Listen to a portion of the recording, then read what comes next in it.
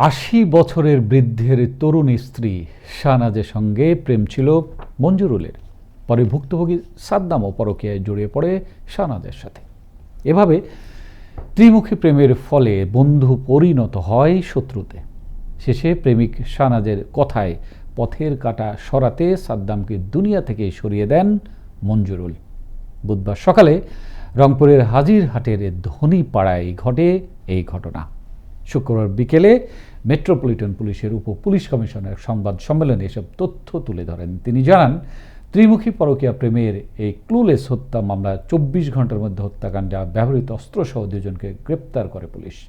পরে তাদের আদালতে পাঠানো হয়। পরকীয়া প্রেমের জেরে এই মঞ্জুরুল ইসলাম সাদ্দামকে খুন করেছে। এই খুনের ঘটনায় আমরা ২৪ ঘন্টার ভিতরে হাজিরহাট থানা এবং ডিবি পুলিশ খুনের ঘটনায় জড়িত মঞ্জুরুল এবং শাহনাজ বেগমকে গ্রেপ্তার করে এবং তাদের দেওয়া স্বীকারোক্তি মোতাবেক তাদের এই খুনের কাজে ব্যবহৃত অস্ত্র সহ উদ্ধার।